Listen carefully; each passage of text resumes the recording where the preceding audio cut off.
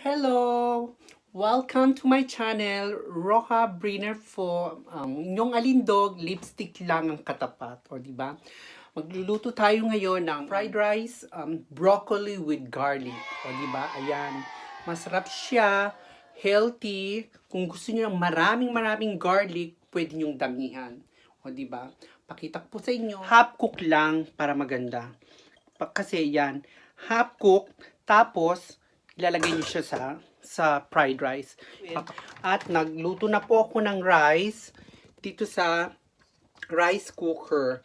Yung ano lang po, konting tubig lang para maganda yung fried rice niya. So makikita niyo mamaya, tuturo ko kung paano gumawa ng fried rice garlic with broccoli. Ayan, ito po yung bawang. Tanggalin muna natin. Meron po tayong dapat na ganito para mas masarap siya, yung parang hindi nyo na tatagtaring maigi. Iano nyo lang siya, balag ang bawang. Ayan, ilagay nyo siya dito di ko alam anong tawag po dito Gaganyanin nyo lang. Kasi mas maganda po to mas okay to kung kisa yung tinatatad nyo. Look, ayan, ganyan ho. O, diba? O, ayan, lumalabas siya talagang pinong-pino. Damihan nyo. Nasa sa inyo na po yan kung gusto nyo ng mas maraming bawang, konti. Kasi ako mas gusto ko yung maraming bawang. Talagang mas malasa po siya. Mas maigi po, mas maraming bawang, mas maraming benefits. So ayan. Dito po ako nagluluto sa labas kasi alam nyo naman ang fried rice, di ba, maraming bawang. At saka yung broccoli, mabaho sa loob ng bahay. Alam nyo yung mga German, ayaw nila ng may amoy, maaarte. Pinainit ko muna yung fried fat. Tapos lagyan ko siya ng oil. Kailangan po yung bawang medyo papupulahin nyo ng konti para mas masarap. Laglag. Ayan guys, ilagay ko na yun. Ganito pong panahon dito sa Germany ngayon. Ayan. Tignan nyo. Medyo lumiwanag ngayon. Magandang panahon. Pero malamig pa rin po. Ayan na. Broccoli. Depende rin sa inyo kung gano'ng karaming broccoli. Yung broccoli ko rin lang lagyan nyo ng konting asin.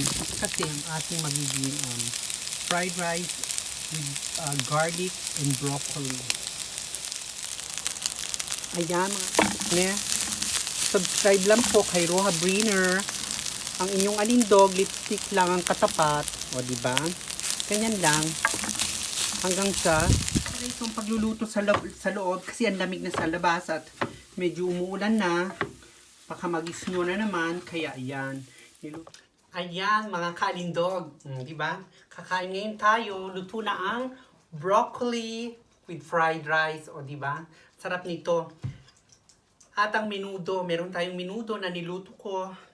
Ito yung kinabukasan niya, tira-tira niya, At magkakamay tayo syempre. Pero bago tayo magkamay, nagugas tayo ng maigi with, meron tayong disinfectant. At saka masarap kumain na nag-iisa dahil, well, may advantage at disadvantage ang kumain mag-isa. Ang mag-isa is feel mo, walang kumukontra kasi ang apam mo, di mga nagkakamay. Kaya kung kayo mag-asawa kayo ng Pinoy, wag apam, Charles. Menudo with fried rice garlic. O ayan, o diba? Maganda yung panahon ngayon. Kaya masarap kumain. O, kakain muna po ang inyong alindog. Diba? Na lipstick lang ang katapat. Diba? Ang sarap kumain po. Lalo na kapag nag-iisa. Enjoy lang natin ang buhay. Ang ganyan. Diba? Pag nag-iisa. Broccoli. Sarap. Hindi ko nalagyan na maraming asin kasi patis naman ang nilagay ko dito sa lumilipad ang kanin.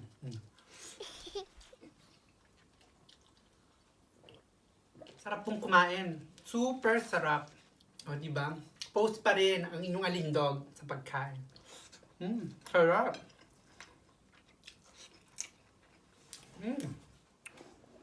O, ayan po, patapos na akong kumain. So, kaya, ang sarap. Nag-enjoy po ako. Kaya, like and subscribe my channel please, Roha Briner. Paki-click na rin po ng bell, all. So, thank you po. Sana na-enjoy ko kayo paano kumain na magluto ng rice broccoli. Cheers!